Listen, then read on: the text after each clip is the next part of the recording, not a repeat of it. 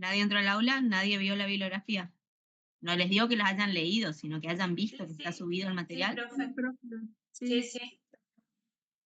Bueno, me quedo tranquila, entonces que está todo visible, no hay ningún problema para que ustedes puedan acceder a eso. Como les había comentado el profesor titular en el primer encuentro, es muy probable, o la idea que manejamos los docentes, es que el día del trabajo práctico, la actividad que realicen, sea similar o como una especie de entrenamiento para lo que va a ser el examen parcial, que ya les adelantó el doctor que iba a ser escrito. Entonces, con lo que ustedes puedan tomar nota de lo que se charle hoy, que vamos a tratar de que no sea un monólogo mío, ustedes, la idea es que se sientan libres de interrumpir en el momento que consideren oportuno, necesario, que quieran hacer algún aporte, que quieran hacer algún comentario o quieran despejar alguna duda que les surja o haya algo que no estén entendiendo. Este es un momento ideal para que lo hagan, así que siéntanse libres de interrumpir en el momento que sea. Mientras que nos manejemos entre todos con respeto, no hay ningún problema. Y si hablamos entre todos, es mucho mejor a que me estén casi 45 minutos escuchando, hablando a mí sola, ¿sí? Va a tornar un poco monótono o aburrido, y la participación de ustedes siempre enriquece. Entonces, como les decía, lo que ustedes puedan llegar a tomar nota de hoy, sumado a los apuntes que van a tener en el día del práctico, por supuesto que los pueden tener a mano, no así en el parcial, por obvias razones, lo van a tener que resolver al trabajo práctico. Si ustedes quieren y prefieren, lo vamos a poder hacer en forma de grupos de 5 a 8 integrantes, no hay problema, pero la idea es que al momento que estemos haciendo el práctico, no usen celular, ¿sí? Nosotros queremos que ustedes puedan reflexionar, que ustedes puedan tener una opinión, que ustedes puedan responder cuestiones que no son complicadas, que no son difíciles, pero que sí requerimos de ustedes esa reflexión tan importante, sobre todo con las temáticas que van a ir viendo a lo largo del cursado de esta unidad curricular.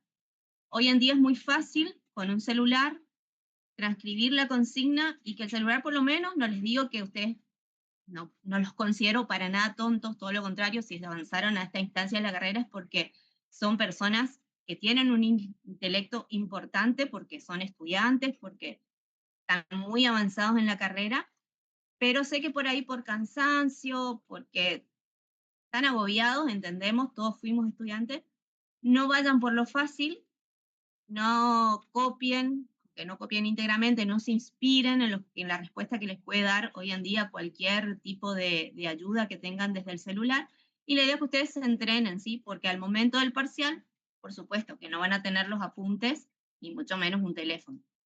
Entonces esa es la idea, ¿sí? Les aviso esto ya para que más o menos vayan preparados el día del práctico. Obviamente que el práctico no lleva notas, ¿sí? No es que van a desaprobar o van a salir mal, siempre y cuando pongan algo, ¿sí?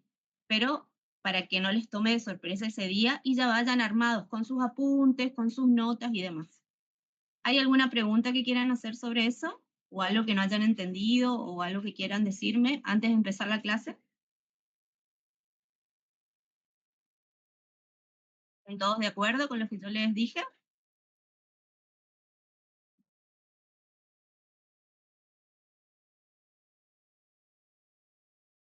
Ahí veo reacciones, sí. Están todos muy silenciosos hoy. Se ve que son todos muy tímidos, o la cámara apagada parece que les da más timidez que si está encendida, no sé. Bueno, vamos a comenzar el tema de hoy. Les voy a compartir pantalla. Ahora sí, para las pocas personas que prendieron la cámara, les agradezco un montón. Y la pueden apagar mientras tanto, y me gustaría que se concentren en los temas que vamos a ir viendo, ¿sí? Por favor, lo que les pido es que me confirmen si ven mi pantalla, lo que les comparto.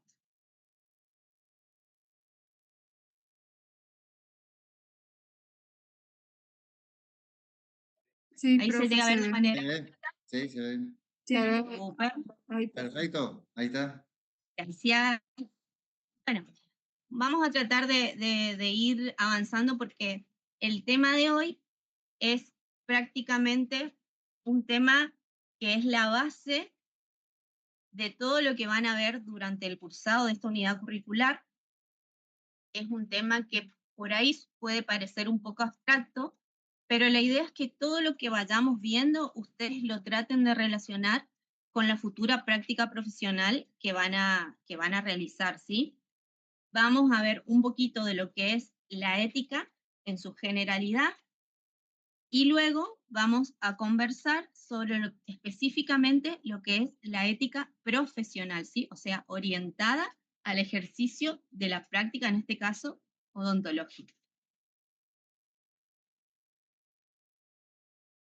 Para comenzar, lo ideal sería que ustedes, por un lado, tomen conciencia que esta temática que van a ver hoy y que de alguna manera se va a relacionar con todos los contenidos que van a ver en esta unidad curricular que están cursando, no son temas que están únicamente como relleno en el plan de estudio, ¿sí? Sino que más allá de que ustedes ahora por ahí lo tomen como algo que tienen que leer, una instancia más que aprobar para seguir avanzando en la carrera, ustedes tienen que, de alguna manera, fijar en su conciencia que la ética va a ser el cimiento que va a sostener toda la práctica profesional, ¿sí?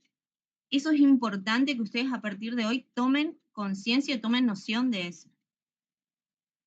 Primero vamos a hablar de conceptos para ir adentrándonos en la temática y que están ubicados, ya les voy a subir el programa al aula, la programación de, de esta materia, y que está ubicado en la unidad 2, ¿sí? Que se llama precisamente Introducción a la ética.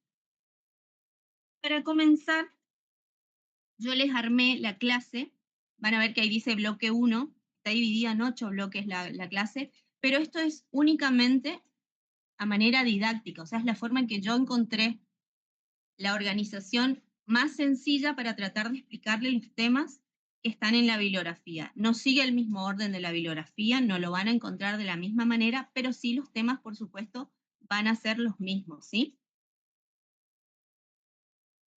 En el caso de la ética, tenemos que partir por entender qué es la antropología filosófica, porque vamos a partir de la concepción de que el paciente, que es aquella persona con la cual nosotros vamos a tratar casi todo el ejercicio de la práctica como odontólogos, ese paciente es un sujeto, ¿sí?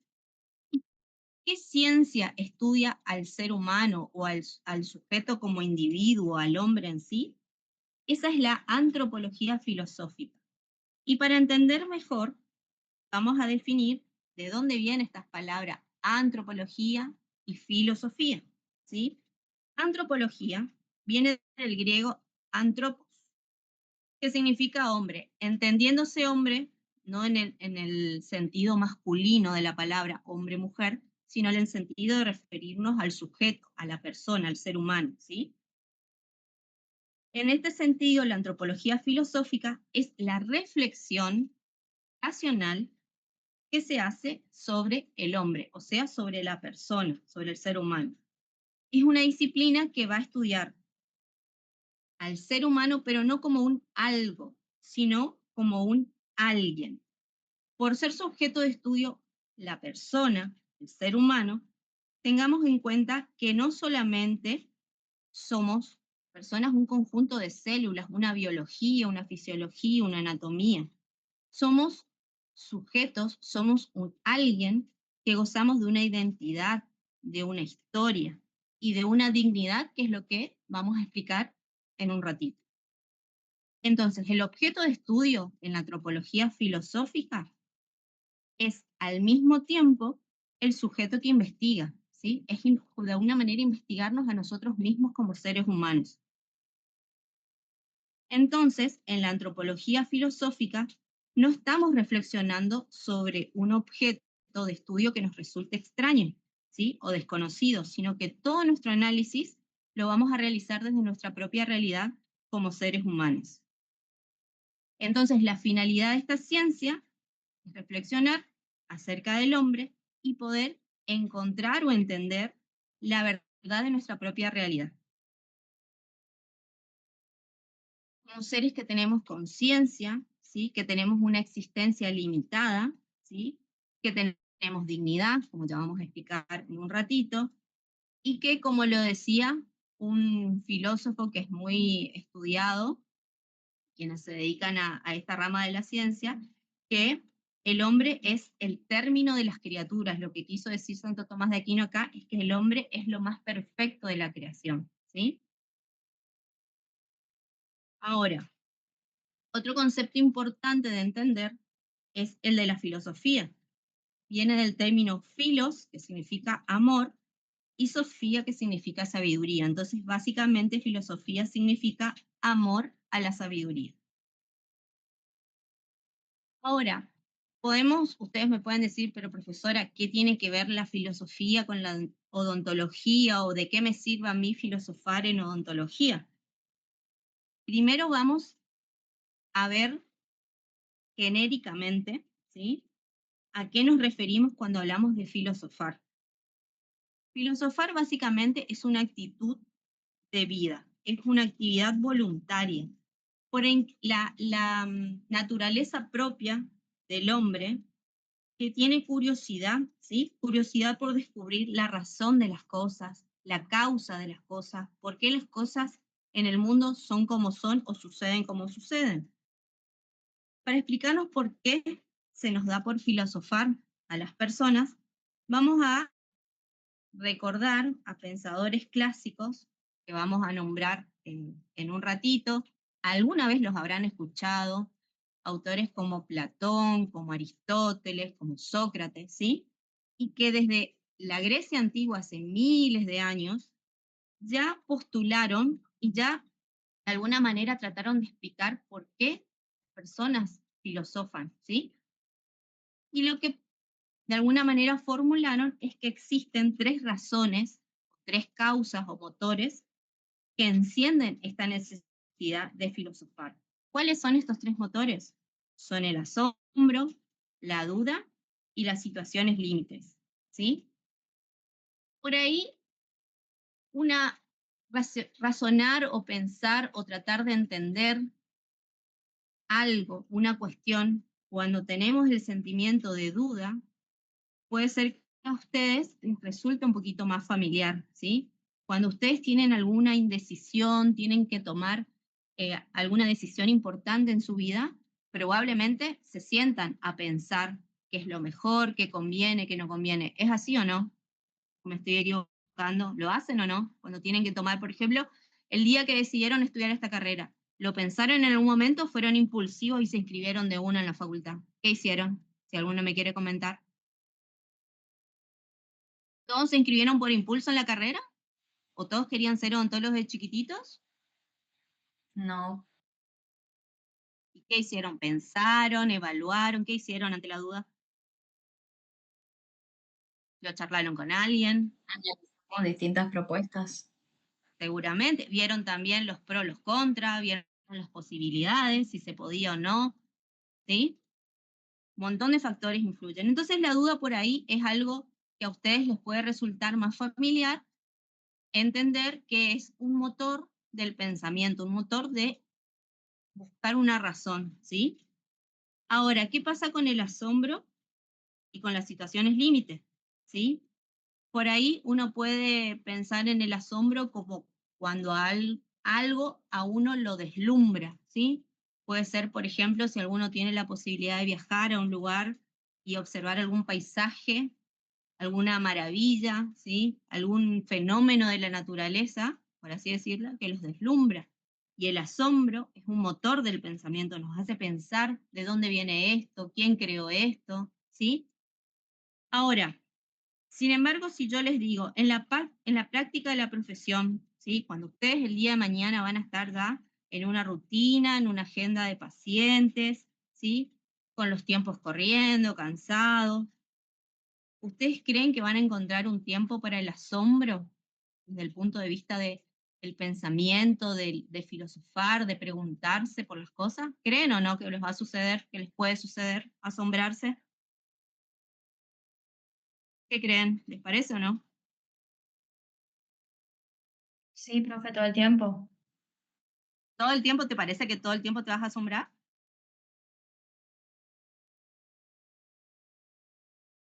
Yo creo que A les va a veces costar, sí. va a llegar a veces sí, puede ser, pero yo creo que, que a veces en la rutina del día a día, ¿sí? Cuando uno tiene obligaciones, tiene presiones laborales o en su misma vida personal, cuesta un poco el asombro. Lo importante es que ustedes, y hablando desde el punto de vista de la práctica profesional, no pierdan la capacidad de asombro, ¿sí? Que lo vean desde una perspectiva, ¿sí? Que el asombrarse como profesional no es esto que yo les digo de deslumbrarse por alguna maravilla, sino es encontrar el asombro en cosas que van a ver casi cotidiano, como por ejemplo en la posibilidad de reparación que tiene un tejido en una cicatriz que se hizo y que el tejido curó luego de alguna cirugía importante que ustedes mismos hicieron. Eso les puede causar asombro.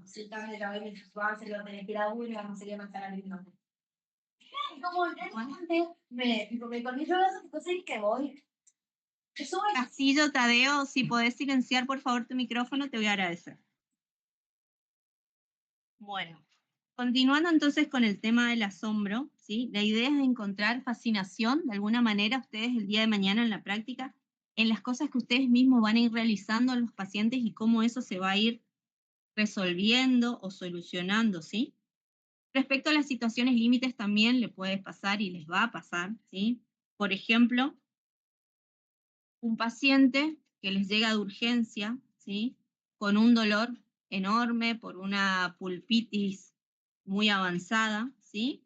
Y para esa persona, en ese momento, el dolor está dominando casi toda su realidad, toda su vida, ¿sí? Y son ustedes los que ahí deberían actuar para establecer o devolverle la calma a esa persona, ¿sí? Y esa es una situación límite que se les puede dar cotidianamente en el consultorio, ¿sí? Y que ustedes deberían, y vamos a ver, vamos a hablar de virtudes, vamos a hablar de valores más adelante, que nos van a ayudar de alguna manera a empatizar, a tener sensibilidad con esa persona a la cual ustedes atienden y sobre todo en la persona que está sufriendo, que está padeciendo algo. Y ustedes van a tener la capacidad y la formación para poner no solamente su técnica, sino también su humanidad, su sensibilidad como ser humano ante esa otra persona que no la está pasando bien y que ustedes tienen la capacidad para ayudarlo a resolver. ¿Sí? Entonces la filosofía en su sentido más práctico va a empezar va a darse en el mismo consultorio, en el mismo lugar de trabajo que ustedes van a tener. ¿Sí? Y esto que yo les hablé recién nos va a conectar con el segundo bloque de la clase, ¿sí? Que es lo que tiene que ver con la dignidad de la persona y lo que realmente significa ser una persona, ¿sí? Hay muchos conceptos, muchas concepciones de autores que definieron, ¿sí? A la persona. Hay un autor que nosotros nombramos y que está en una de las guías en la bibliografía que le subimos, que es Paulo Freire, que es no es odontólogo, no es médico, él es pedagogo y es un filósofo brasilero, y que habla mucho de lo que es la persona, de la sociabilidad de la persona, del diálogo necesario entre las personas, ¿sí? Y hay una frase muy conocida de él, que tal vez ustedes no la escucharon, tal vez sí, que dice que la educación no va a cambiar el mundo, no cambia el mundo, sino lo que cambia la educación es a las personas que van a cambiar el mundo, ¿sí?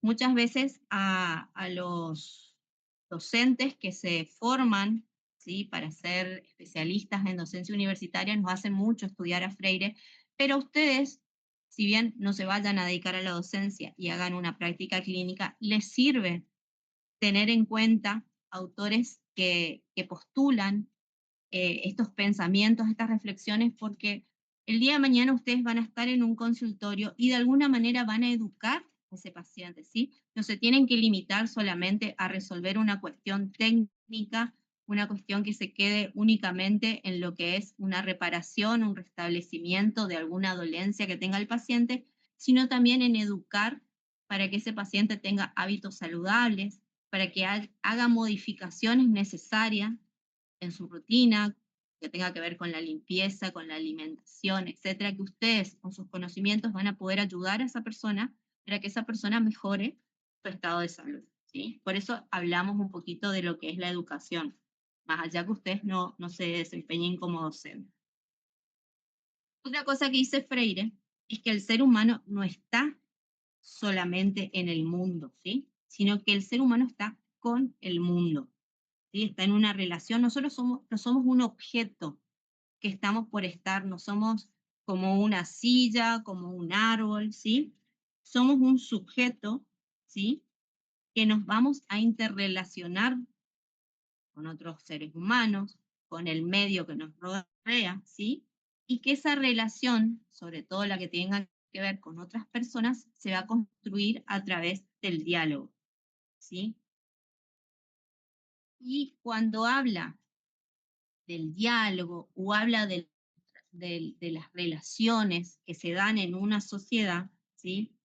Es importante que se tenga en cuenta de qué manera se da ese diálogo, ¿sí? A través de qué virtudes o valores se maneja cada ser humano para que su comportamiento de alguna manera no afecte o no dañe a los demás seres, ¿sí? Esto lo estoy hablando en una generalidad y ya enseguidita lo voy a tratar de llevar a tierra, ¿sí? A la práctica que ustedes van a tener el día de mañana como profesionales. Pero básicamente lo que ustedes tienen que empezar, yo creo que muchos de ustedes ya tendrán esta concepción, pero nunca olvidarse que cuando un paciente se sienta en el sillón de ustedes para recibir su atención, ustedes no lo tienen que ver únicamente como que ese paciente es un algo, ¿sí? Es un conjunto de células o es un medio para que ustedes puedan ganar su sustento, pagar las cuentas, vivir, etcétera, ¿sí? Nosotros vamos a estar trabajando con un sujeto que es un ser humano, que tiene una dignidad y que esa dignidad, ¿sí? Debe ser respetada en todo momento, ¿sí? Ahora, vamos a tratar de definir lo que es persona para poder hablar luego de lo que es la dignidad de la persona. ¿Alguno sabe de dónde viene la palabra persona? Por las dudas, si leyeron o lo están leyendo ahí del Power. ¿Tienen idea de dónde viene ese término?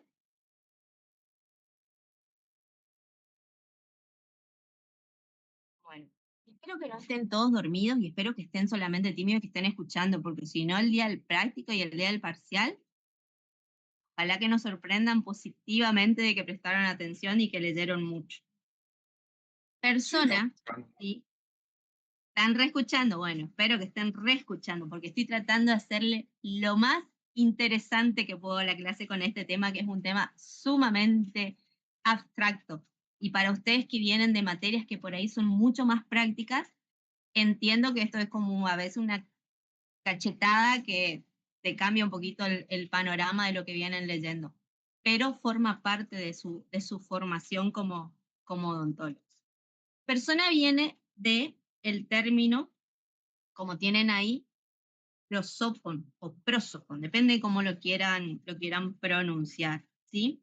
Es un término griego y que con esa palabra se designaba a las máscaras que usaban los actores en el teatro en la antigüedad. Por un lado, esa máscara tenía la función de hacer resonar o amplificar la voz del actor y que se pueda escuchar en todo el anfiteatro donde estaba actuando. Y por otro lado, esa máscara representaba el estatus o la dignidad o el carácter del personaje que se estaba representando. Entonces, esta palabra persona, que lo usamos prácticamente todos los días, lleva implícita en su concepto la idea de tener una voz propia y una dignidad inherente. Traducido esto a un lenguaje que se entienda un poquito más, lo que quiere decir que cada persona es un ser único, irrepetible, dueña de sus propios actos, o así debe serlo por lo menos, ¿sí?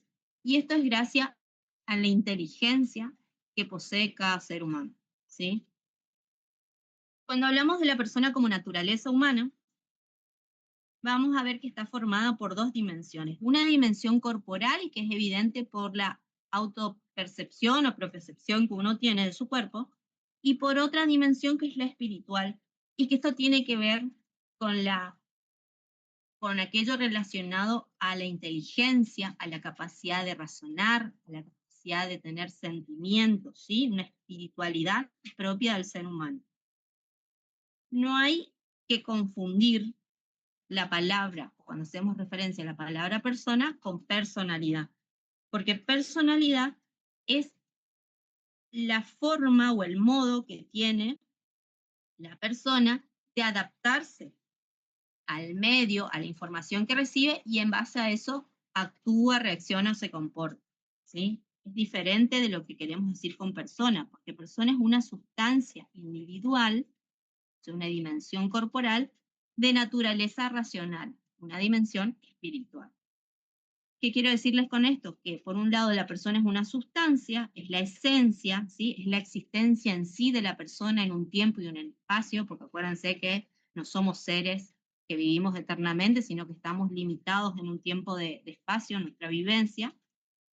La persona es un ser individual, ¿sí? En sentido filosófico, el individuo es un ser que es diferente de los demás y singular en sí mismo, ¿sí? Cada uno de nosotros somos diferentes, básicamente es lo que queremos decir.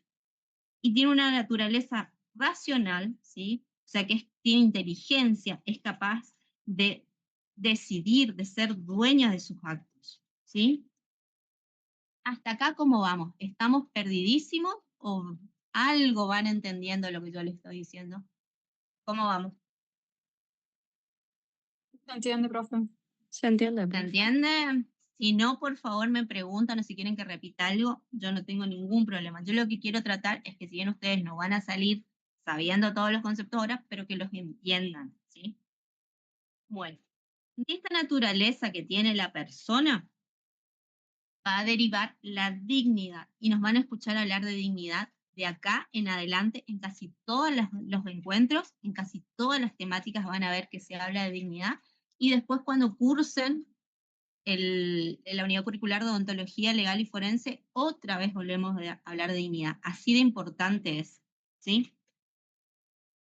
Esta dignidad es atribuida a la persona o al ser humano porque es un ser dotado de inteligencia, de conciencia, de voluntad y de libertad. No somos una simple colección de células, sino que vamos a ser autores de nuestra propia existencia, ¿sí? Deberíamos ser capaces o deberíamos tener la posibilidad de poder elegir cómo actuar, ¿sí? De qué manera comportarnos. Desde el mismo momento de nuestra concepción, ya adquirimos esta dignidad, ¿sí? Tenemos la inteligencia suficiente para buscar la verdad y la voluntad para poder hacer el bien. Estos son como términos muy éticos o filosóficos, pero que yo les voy así como tirando un poquito en el aire para que ustedes vayan viendo, se vayan familiarizando con los términos, pero básicamente lo que ustedes tienen que entender es que el ser humano, la persona, es un ser racional, que lo va a diferenciar de los otros seres vivos. Hay otros seres vivos, perro, un caballo, ¿sí? Que son seres vivos, se los puede considerar hasta seres sintientes porque tienen la capacidad de sentir dolor, por ejemplo, o sentir temor, pero no tienen la capacidad de razonar como sí la tiene únicamente el ser humano, ¿sí? Esto lo convierte a la persona en un fin en sí mismo, ¿sí? Tiene un valor propio. Cada uno de nosotros tenemos un valor intrínseco, ¿sí? Que es irrenunciable y que tampoco se lo puede quitar, ¿sí? Nadie puede venir a despojarnos de nuestra dignidad. Y es independiente esta dignidad de cualquier condición o estado, ya sea situación económica, de nuestras creencias religiosas, de la orientación sexual, de la orientación política, ¿sí? De la etnia a la que se pertenece, del credo que se practica. Es totalmente ajeno a todo eso. La dignidad es propia del ser humano, solamente por el hecho de ser persona, ¿sí? Esto es importante que ustedes hoy por lo menos lo aprendan si es que no lo sabían, porque por ahí es algo que ya lo tienen eh, en sus conocimientos.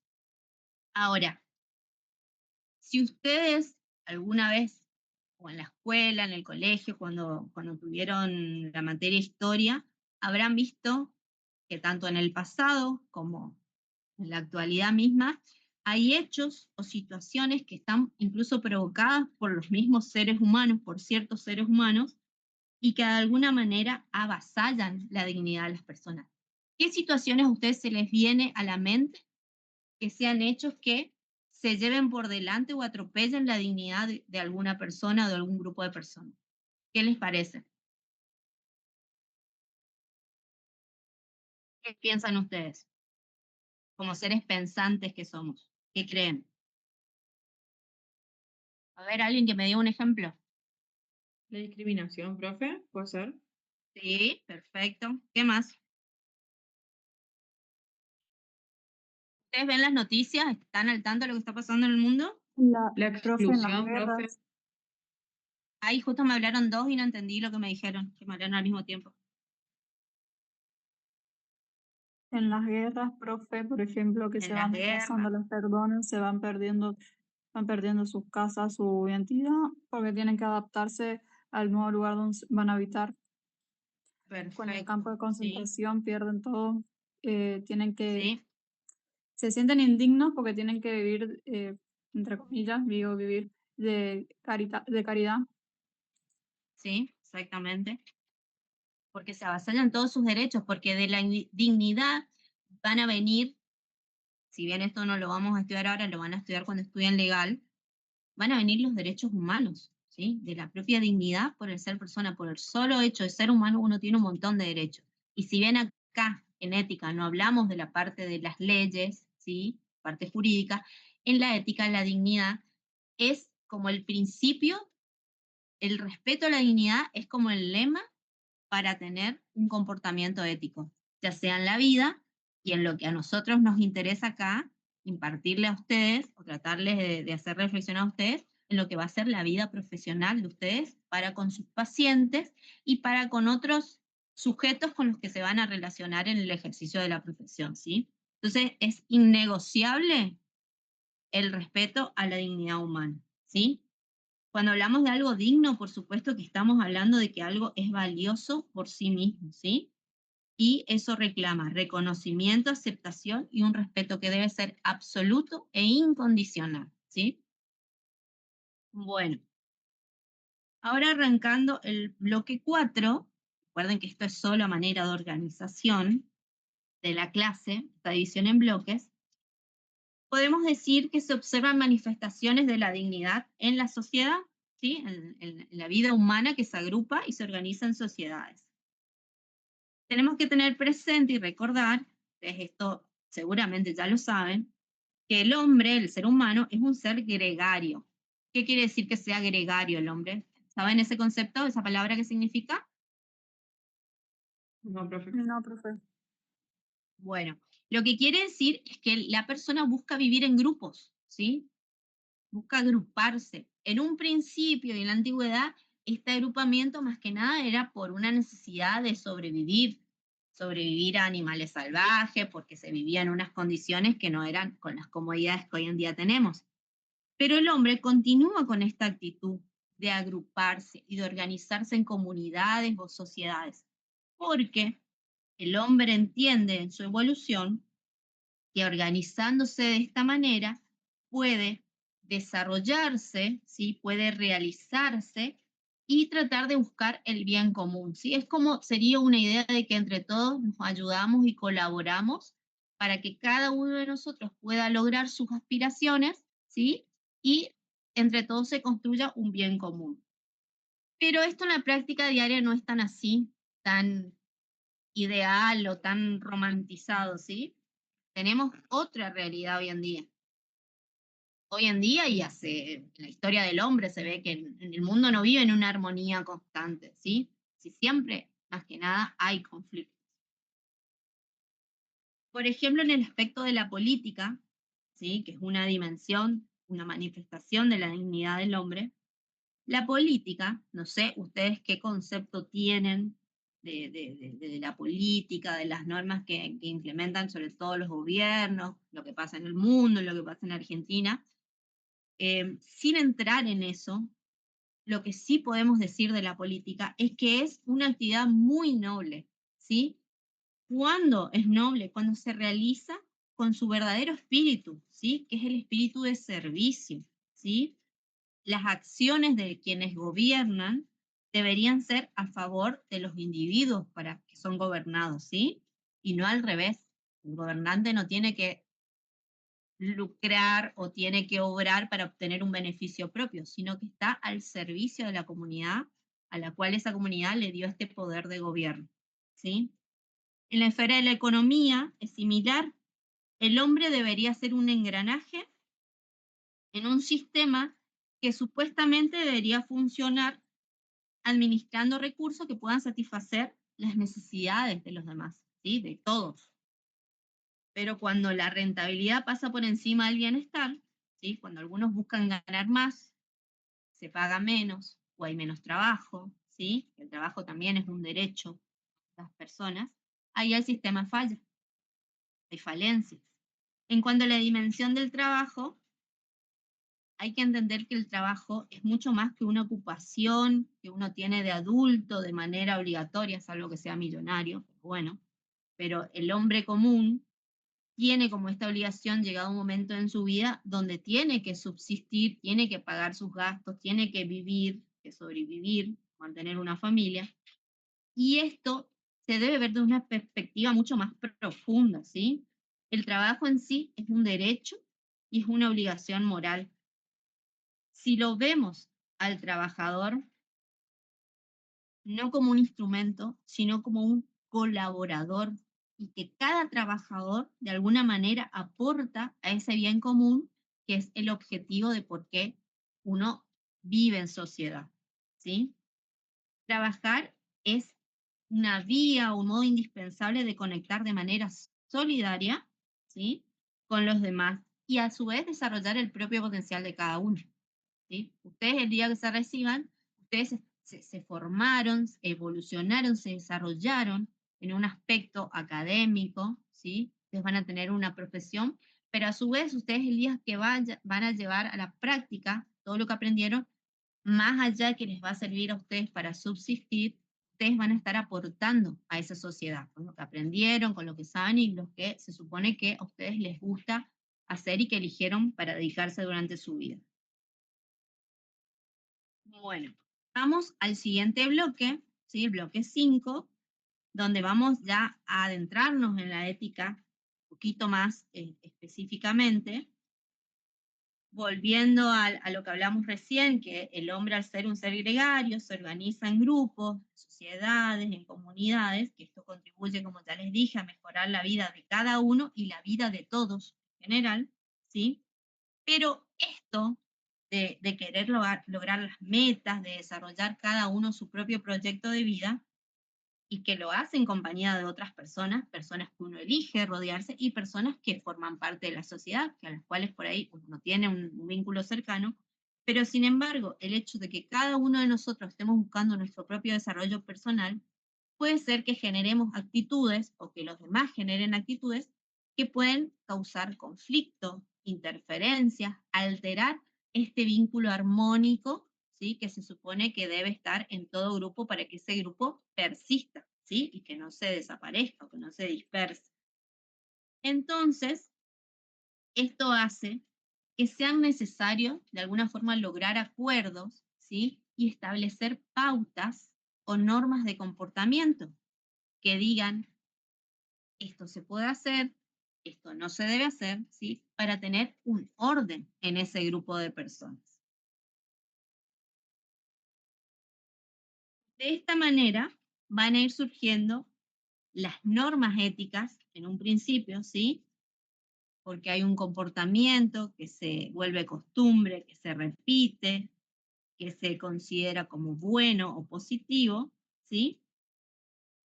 Y esa esa norma ética después va a evolucionar, como les voy a explicar en un ratito, en lo que es la norma jurídica, que es lo que ustedes por ahí más conocen, que son las normas, las leyes que existen, ¿sí?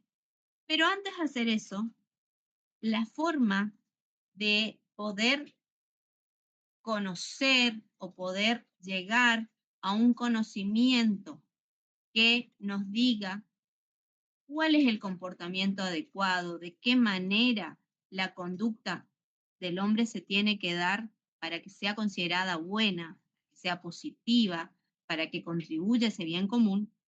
Hay diferentes niveles en la reflexión, en ese pensamiento, en ese razonamiento que hay que hacer, y que estos niveles fueron establecidos por distintos autores para tratar de explicar de qué manera uno evoluciona con su pensamiento o con esta reflexión propiamente dicha.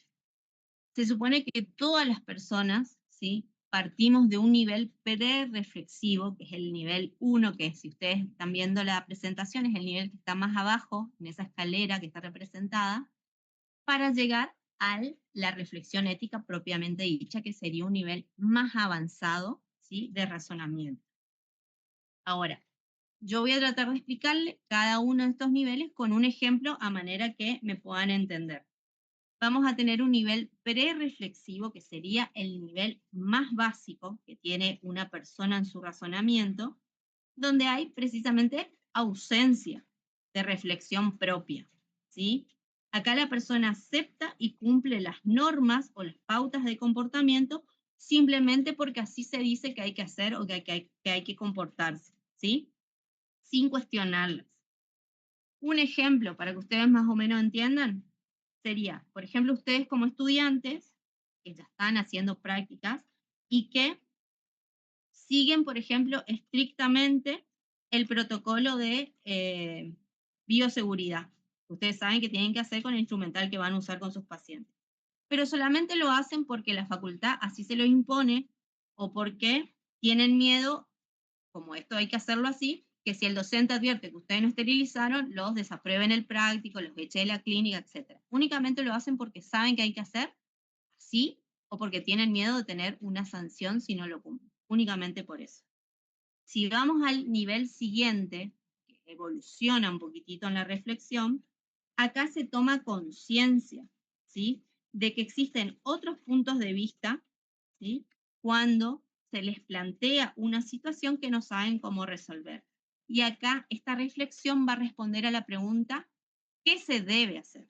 Un ejemplo para que entiendan, y siguiendo con este mismo ejemplo del protocolo de bioseguridad, ustedes saben que el material debe estar esterilizado para atender a un paciente. Pero ustedes, por ejemplo, están en un práctico, hicieron pasar a un paciente, usaron un espejito, pero medio que no le metieron así mucho en la boca al paciente, como que casi no lo usaron y ya entra el otro paciente. Y ustedes se preguntan, ¿capaz que este espejo lo puedo usar si total ni lo ensucié? Está prácticamente esterilizado. Ustedes se preguntan, ¿qué debo hacer en esta situación? ¿Sí? Que si bien ustedes, aunque conocen la norma, necesitan la validación de un tercero porque todavía no entendieron el por qué se hace este protocolo o este proceso de bioseguridad, ¿sí? Entonces le preguntan a un compañero o le preguntan a un docente, ¿sí? Acá se pregunta entonces qué se debe hacer. Y si vamos al nivel superior, que es el de la reflexión ética propiamente dicha, hay un nivel científico, hay un análisis crítico, y un verdadero razonamiento. Acá la pregunta que se busca responder es ¿por qué debo actuar o por qué debo comportarme de esta manera?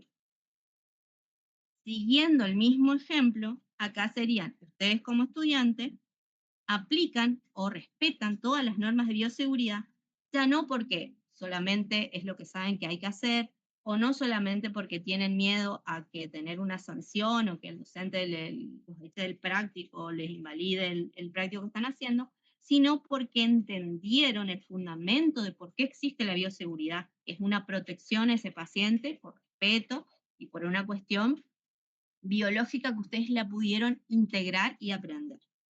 ¿Hasta acá entendieron esto? ¿Sí o no? Los niveles de reflexión, pre-reflexivo, el elemental y el de reflexión ética. ¿Estamos para avanzar? Creo que los perdí, che. No hay nadie que me conteste. ¿Me durmieron o qué? ¿Alguien que me conteste, por favor? Se los pido. Profe, está bien. Gracias. Bueno, vamos a acelerar un poquito, no quiero que se me vaya la hora. Bloque 6, ya estamos a 2 bloques de terminar. Acá vamos a hablar de algo que siempre se quiere confundir, ¿sí? Que es la famosa diferencia entre la moral y la ética, ¿sí? Bueno, para lograr este nivel de reflexión, que hablamos recién, el más elevado, el de la parte de la reflexión científica, es imprescindible que cuando ustedes trabajen esta disciplina como es la odontología, ¿sí?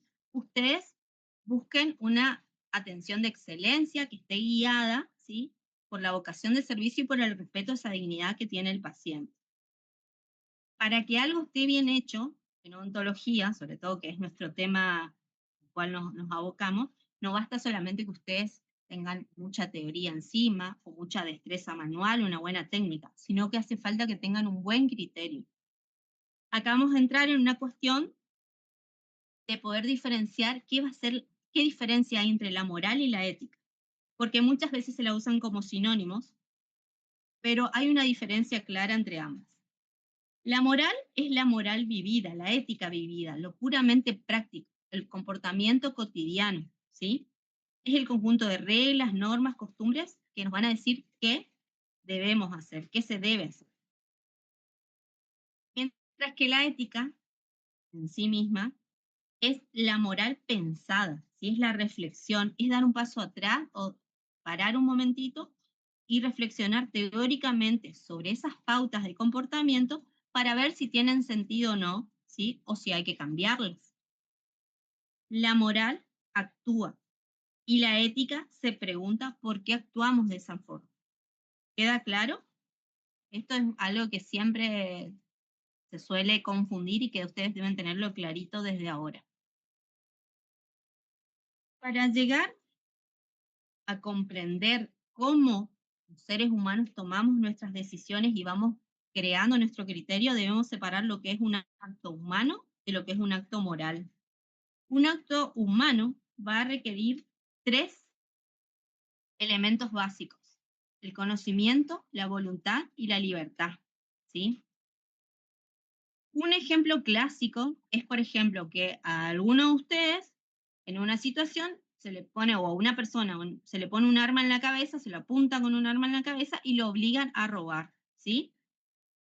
Ahí el que está robando, el que está siendo apuntado, tiene conocimiento de lo que hace, ¿sí? Sabe que está por cometer un delito, pero su voluntad está en sobrevivir y hacer lo que la persona que le está apuntando le está ordenando, que es robar.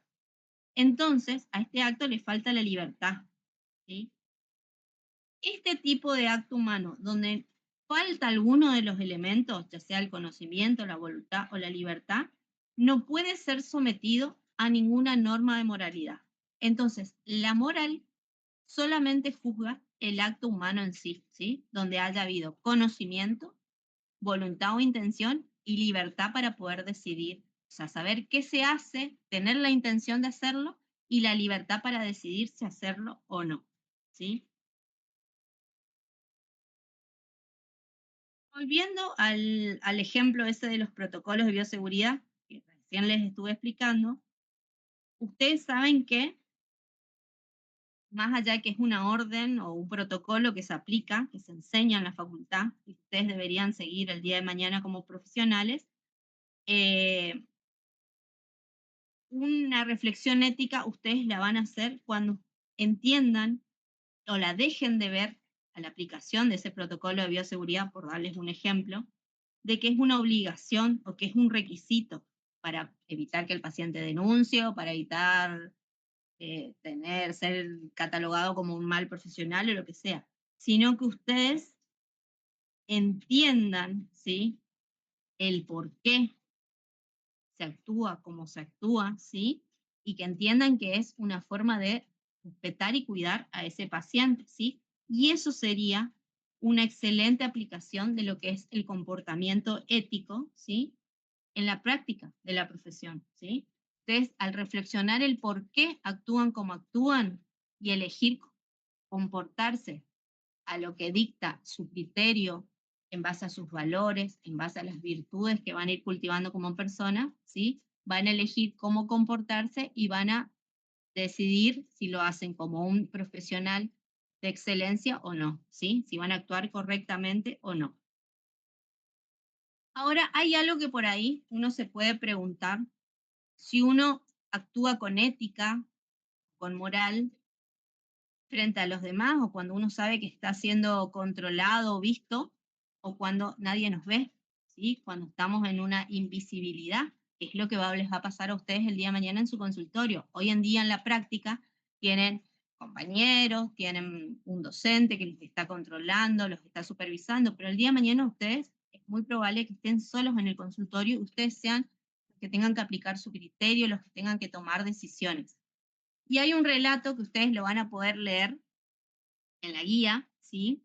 Que es un relato muy, muy, muy viejo, ¿sí?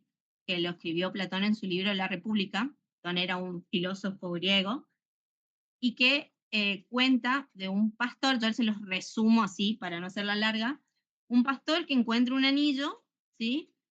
Que se lo pone.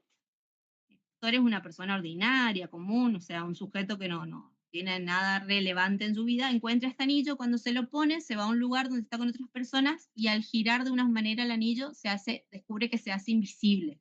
Entonces nadie puede ver sus actos, nadie puede ver de qué manera se comporta. Entonces, él, al estar en la libertad de poder decidir qué hacer, en este poder que encuentra, en lugar de hacerlo para hacer algo bueno, lo que hace es infiltrarse en el palacio y termina matando al rey y se queda él con el poder. Básicamente lo que quiere decir este cuento, este relato, es que según estos filósofos y lo que por ahí la actualidad y la evolución del hombre nos da una pauta de comportamiento, es que ante la invisibilidad o cuando nadie nos ve, ¿sí? No todos nos comportamos de la forma correcta, ¿sí? Cuesta. Hay una fragilidad propia del ser humano que hace que uno, como persona, de alguna manera tenga que cultivarse, tenga que evolucionar para poder obrar bien, no solo cuando los demás nos están viendo, sino cuando estamos solos, ¿sí? Y en este caso, les repito, ustedes el día de mañana van a estar solos en su consultorio, ¿sí? O sea, van a estar con un paciente, pero ustedes van a ser los que van a tener que aplicar el criterio y lo que a ustedes les parezca correcto o no.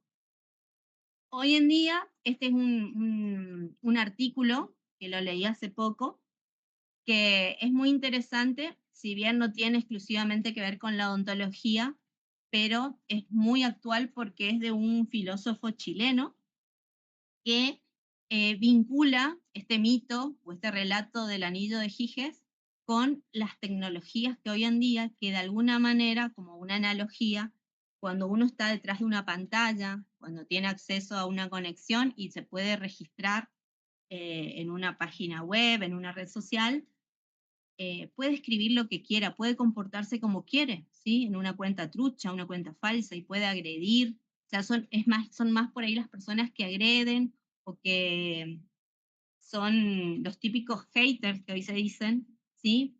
Cuando tienen esta posibilidad de la invisibilidad. Y es un debate que hoy en día, si bien es un relato muy, muy viejo, se lo puede traer a la actualidad con estas nuevas tecnologías de las cuales disponemos y por ahí está bueno para la reflexión, si ustedes después lo quieren leer, sería bárbaro. Bueno, hablamos del acto humano, ahora hablamos del acto moral, ¿sí? Podemos hacer una anatomía del acto moral explicándolo como el mismo acto humano, con conocimiento, con voluntad, con libertad para decidir, pero acá en el acto moral lo analiza en su perspectiva o en su relación con las normas de moralidad, ¿sí?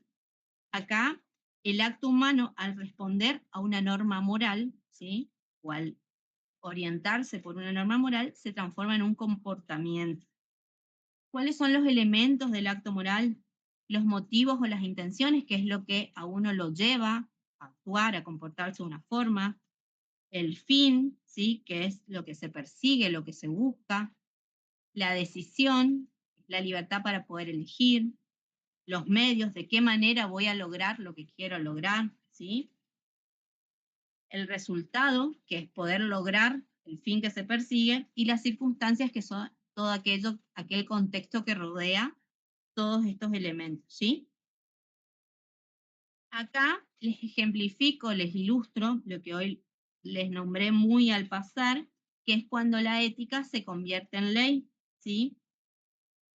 Cuando el hombre fracasa en su comportamiento en esta sociedad o en este grupo al cual pertenece, el grupo, los demás van a tomar medidas contra él, ¿sí?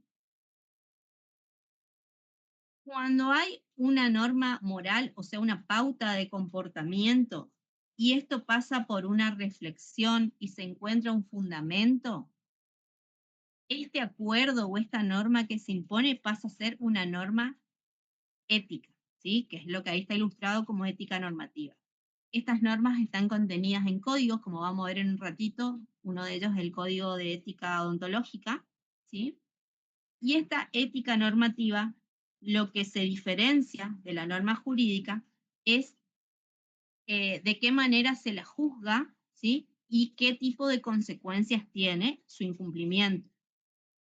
Cuando hablamos de la norma ética, generalmente los que juzgan son los pares, ¿sí? Por ejemplo, si estamos hablando en la parte de la ética aplicada a la profesión odontológica y hay un odontólogo que se comporta o que es acusado de comportarse de una manera que se aleja de la ética, son los mismos colegas los que de alguna manera van a juzgarlo, por así decirlo, forman el colegio de ética, por ejemplo, de los odontólogos, y al juzgarlo no le pueden, como en el derecho penal o con las leyes, uno puede multar o puede mandar preso a una persona, un juez toma esas decisiones. Acá, quienes tienen la posibilidad de juzgar en el aspecto de la ética, generalmente la consecuencia que se produce o el castigo, por así decirlo, es que se lo elimina o se lo destierra del grupo al que pertenece. Por ejemplo, una expulsión de un colegio a un profesional que se comprobó que se comportó alejado de lo que tiene que ver con la ética. En cambio, con la norma jurídica, si bien se inspira en la ética, norma jurídica, ya pasa a ser una normativa que es elaborada por el Estado, ¿sí? Y que tiene coactividad. ¿Qué quiere decir esto? Que el Estado nos obliga a cumplirla de forma obligatoria con la amenaza de que así no lo hacemos, podemos ser sancionados y esta sanción son las consecuencias de los delitos, prisión, inhabilitación eh, y cualquier otro tipo de sanciones que están contenidas en el Código Penal, ¿sí? Pero esa es la diferencia o de qué manera evoluciona una norma moral, pasa a ser una norma ética y muchas veces eso influye o inspira a la norma jurídica. El anteúltimo bloque, los valores, ¿sí? Que van a ser la brújula de ustedes como profesionales, esperemos, y retomamos todo esto del comportamiento que uno tiene que tener como profesional en el ejercicio de la disciplina, ¿sí? Hay que tener en cuenta que nuestra guía, ¿sí? Para poder comportarnos o tomar decisiones o tener criterio va a estar dada por los valores. Si ustedes se ponen a pensar todo el tiempo, estamos valorando lo que nos rodea, estamos clasificando algo si es lindo, si es feo, si es agradable, si es desagradable, si es justo, injusto. Todo el tiempo uno está valorando cosas, ¿sí? En la vida. Y estos valores que poseemos, ¿sí? Que va a depender de cada uno, va a depender de dónde fue criado y cómo, de la educación que recibió, de las decisiones, porque uno puede tener una formación, una educación o una familia que le inculca ciertos valores y uno como persona, como sujeto individual, puede decidir qué valores pueden guiar la vida, ¿sí? Los valores pueden ser la libertad, puede ser no saber qué se les ocurre a ustedes, qué valores o qué valores consideran ustedes que manejan su vida. puede ser la justicia, ¿sí? ¿Se les ocurre algún valor que a ustedes guía de alguna manera su vida? El ¿O no? respeto. El respeto, muy bien. La empatía, la solidaridad. Hay un montón. Y ustedes, de acuerdo a la experiencia de vida y a cómo van a ir evolucionando prácticamente o van a ir creciendo y de lo que les vaya pasando en la vida, ustedes van a formar, esperemos, su propio criterio de valores que van a tener, a nosotros nos interesa, en la práctica profesional, porque acá nosotros no estamos para formarlos a nivel de persona, sino de futuros profesionales, ¿sí? Y también tendrían ustedes que ver si los mismos valores que guían su vida personal van a ser los mismos valores que van a aplicar en el ejercicio de su profesión, ¿sí? Cómo se van a comportar como profesionales. Por eso es importante examinar cada uno qué valores guían el comportamiento. También hablamos de virtudes, ¿sí? Así como las personas por ahí para tener una vida sana y no enfermarnos entrenamos físicamente, siempre nos recomiendan hacer actividad física, uno también debería entrenar las virtudes, que son cualidades, ¿sí? Es la fuerza interior, se dice, que permite a cada uno tomar decisiones que deban ser correctas, ¿sí? Por favor, silencien los micrófonos. Así como hay muchos valores, también hay muchas virtudes, pero hay 4 que son como las principales y que son denominadas virtudes cardinales. ¿Cuáles son? La prudencia, la justicia, la fortaleza y la templanza. La prudencia es aquella que nos permite actuar con reflexión y con precaución, ¿sí? Para evitar dañar, para evitar causar un mal a otro. La justicia es para dar a cada uno lo que corresponde, sin tener favoritismos o sin discriminar. La fortaleza es la constancia o la fuerza que uno tiene para perseverar en su obrar, sobre todo cuando tenemos una adversidad o un obstáculo en la vida, ¿sí? Porque por ahí es fácil cuando todo va bien, uno está bien y es respetuoso y se maneja de 10 en la vida. Ahora cuando la vida te pone a prueba, te pone dificultades, ahí hay que ver de qué manera uno reacciona y se comporta. Y por último tenemos la templanza, que es aquella que nos permite controlar nuestro ánimo. Es un término medio, se dice, entre lo que es el desenfreno, ¿sí? Y la insensibilidad. Por ejemplo, para llevarlo a nuestra profesión. Imagínense un odontólogo que está haciendo una endodoncia que es muy compleja, está cansado, y sin querer, por un microsegundo, comete un error humano, no lo hace intencionalmente, y comete, por ejemplo, una microfractura en la raíz, una fractura muy chiquitita en una de las raíces que está trabajando. Si bien sabe que en este momento no hay una sintomatología en el paciente, ¿sí? Por supuesto que como profesional formado sabe que esto puede traer consecuencias a largo plazo. A simple vista esta fractura es imperceptible, el paciente ni siquiera siente en este momento ningún dolor, al contrario, el paciente se levanta contento y aliviado de que uno de alguna manera solucionó esa pulpitis por la que vino a consultarnos y nos agradece, ¿sí? Ahora, el profesional en este momento, hagan de cuenta que está con el anillo este que recién les mencioné de Giges. Tiene el anillo de la invisibilidad. ¿Por qué? Porque en este momento solamente él sabe el error que cometió, ¿sí? Nadie más, ni siquiera el paciente, porque como no tiene conocimientos técnicos, no puede darse cuenta, al ser tan imperceptible, que le sucedió esto causado por el profesional. Entonces, ¿qué hacemos ahí cuando estamos en esa invisibilidad? Entonces ahí lo ideal sería tener la fortaleza, ¿sí? Para poder mirar a los ojos de ese paciente, enfrentar el error que uno cometió y así nos cueste tiempo o incluso nos cueste dinero, ser honesto con el paciente, decir lo que pasó, ¿sí? Explicarle y tratar de solucionar. Otro ejemplo, otro ejemplo que les puedo mencionar es el de la templanza. Supongamos que ustedes están medio cortos de dinero ese mes, la obra social no les está pagando, están medio complicados, tienen que pagar el alquiler, tienen que comprar insumos, qué sé yo, y les llega un paciente que por ahí tiene cosas muy sencillitas, un diente que está capaz un poquito dolorido, pero se puede solucionar con una operatoria, incluso ni llegar a una endodoncia.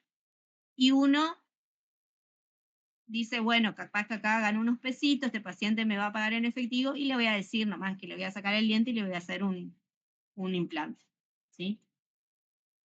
Entonces, recordar que esa persona a la que estamos atendiendo es un fin en sí mismo, tiene dignidad, merece respeto y no puede ser un medio para que nosotros logremos algo que deseamos, ¿sí? O algo que necesitamos. Siempre tener en cuenta este respeto. Y por último, para finalizar ya este encuentro, vamos a hablar del último tema, que ya es la ética aplicada, ¿sí? La ética como ciencia posee un montón de ramas especializadas, por ejemplo, en unas clases, no sé si es la próxima clase teórica que tengan, no me acuerdo, van a hablar de bioética, que es la ética aplicada a la vida. Hay la ética política, la ecoética, que está relacionada con la ecología, el medio ambiente y demás. Y también existe la deontología, que es la ética aplicada, ¿sí?, a la profesión. En este caso, nosotros lo vamos a ver desde el aspecto ontológico. Deontología viene del prefijo deon, que significa lo que conviene. Es el conocimiento de lo que conviene, pero no es lo que conviene desde un punto de vista egoísta, sino lo que conviene siempre a la luz de la reflexión ética. ¿Qué es lo que es correcto?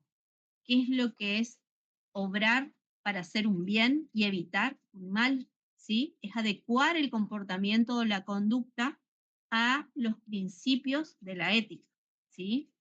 Siempre, y la premisa es el respeto a la dignidad. Si ustedes aprenden eso, de ahí deriva todo lo demás y es lo más probable que ustedes sean unos profesionales de excelencia, ¿sí? La ética, la deontología, en el caso del odontólogo, se va a ajustar en una serie de normas que van a estar contenidas en unos libros llamados códigos, que son los códigos de ética. Nosotros en Argentina, nuestra referencia es el Código de Ética de la Asociación Odontológica Argentina, ¿sí?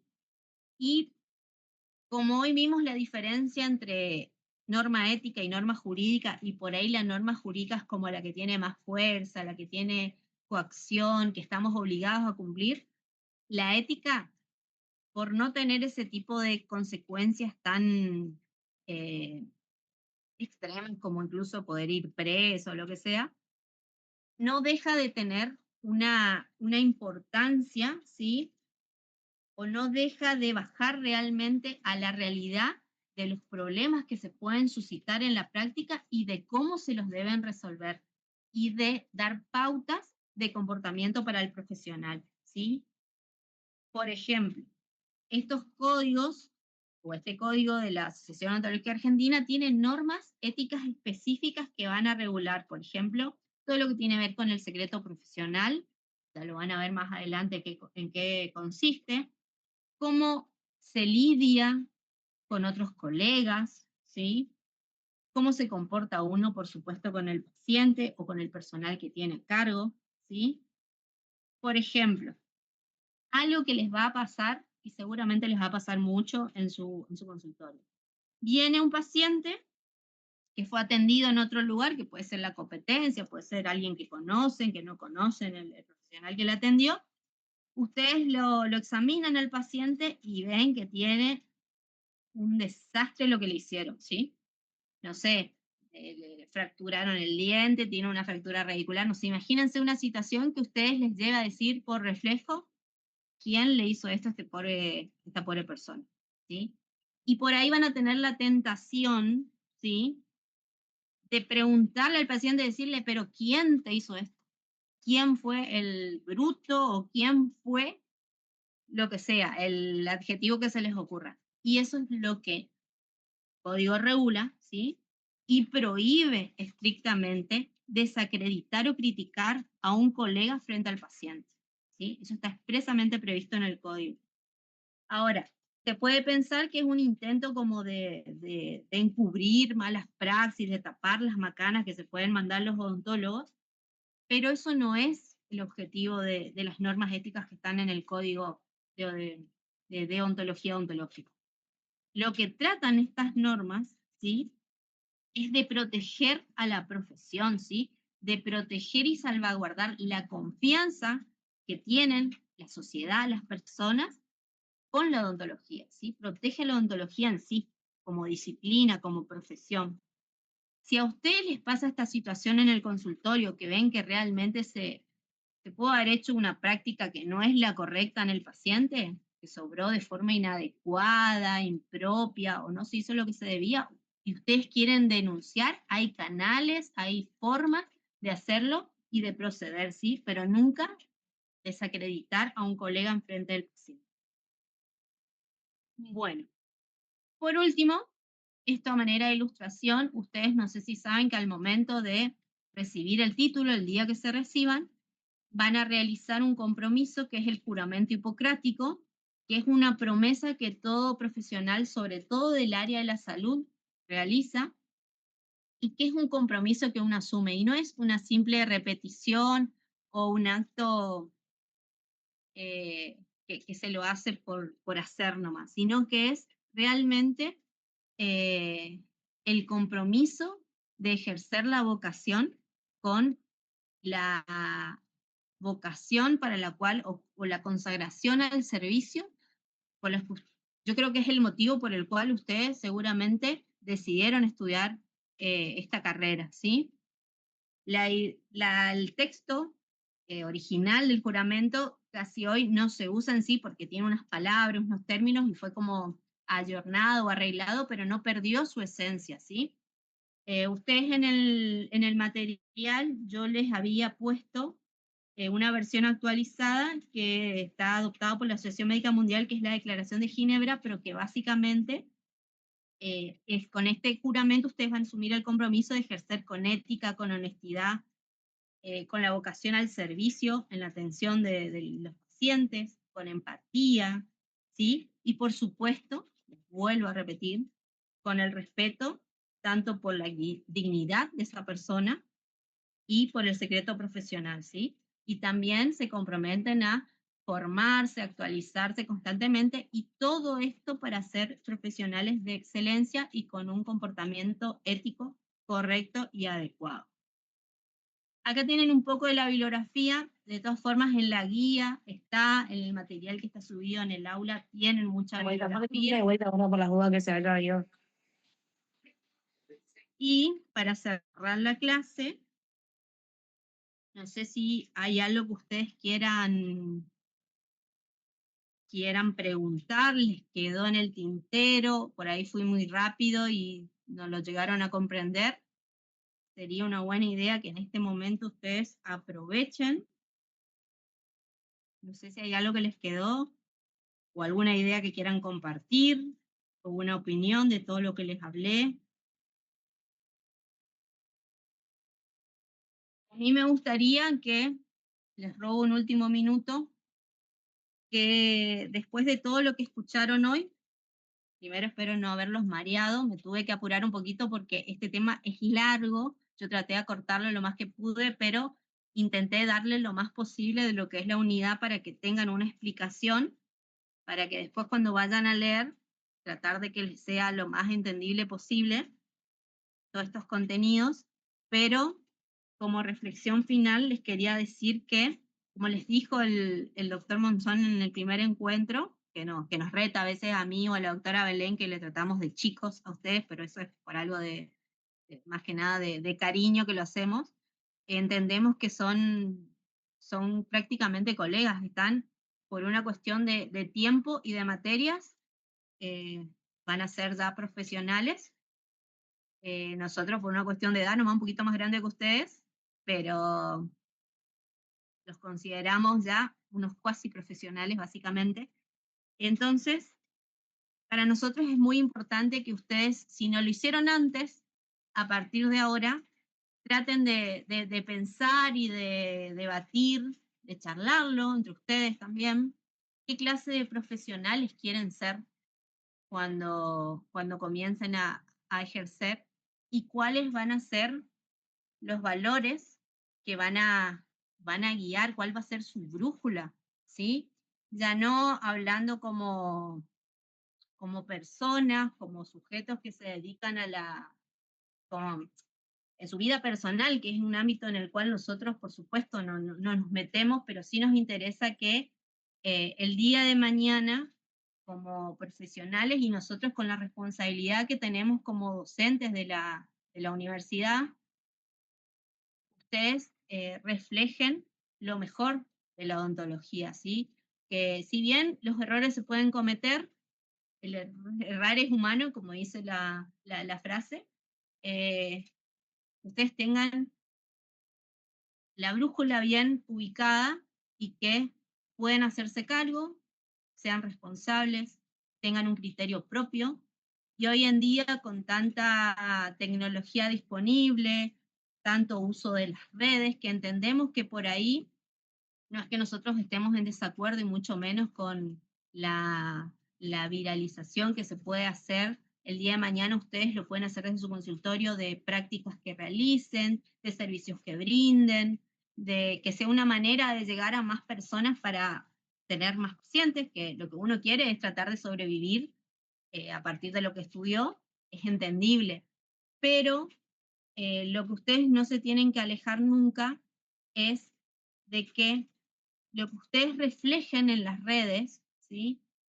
Y que traten de ser correctos y traten de hacer las cosas adecuadamente, que eso mismo lo hagan puertas adentro en su consultorio, donde de alguna manera estén en esa invisibilidad, que trata de ejemplificar el mito del relato ese del anillo, y que ahí se comporten de la misma manera, que cuando no estén bajo la lupa de nadie, ni de un docente, ni de una posteo, una red social, que se comporten de la misma manera, ¿sí? Que traten de ir encaminados por la disciplina, que no se dejen guiar, ¿sí? O que no se dejen de alguna manera llevar por las presiones a veces externas, que pueden ser presiones económicas, pueden ser presiones sociales. Hoy todos somos influenciados fácilmente y ustedes, la idea es que sean, de alguna manera, si así lo quieren, una especie de influencer, pero también en la vida real, ¿sí? Que influencien positivamente en sus pacientes, que no solo guarden el respeto debido a esa persona que tienen, sino que se involucren realmente en su proceso de rehabilitación, de curación o de mantener la salud, que por ahí por una consulta puede ir un paciente y ustedes ayuden a, si está todo bien en ese paciente, a mantener esa situación, ¿sí? La idea es que ustedes tomen las riendas de su profesión, decidan de qué manera van a comportarse y tengan un criterio propio, ¿sí? No vayan a dejar que nadie les diga de qué manera comportarse, pero que ustedes no se alejen, ¿sí? Por supuesto, de lo que dicen las normas jurídicas y sobre todo de lo que la ética trata de decirles a ustedes. Así que bueno, no sé si hay alguna consulta que quieran hacer, si hay algo que quieran preguntar, ahora sobre lo que hablé, sobre el práctico que van a tener que hacer. Si por ahí alguien se conectó tarde, yo estuve dando pautas de cómo va a ser el práctico y de cómo lo van a tener que realizar. Si no, con esto vamos cerrando, ¿sí? Yo me quedo igual mientras se van desconectando, si hay alguien que quiera consultar algo por ahí cuando se van desconectando los demás. No hay problema, yo me quedo hasta que se desconecten todos. Lo que sí les pido, por favor, que se desconecten todos, que no se quede nadie conectado por ahí colgado. Así que bueno, estoy acá para ustedes, chicos. Ay, se me escapó el chico, me va a matar el doctor, pero es la costumbre. Los despido y nos vemos el lunes. Fíjense el cronograma que está subido el lunes 17.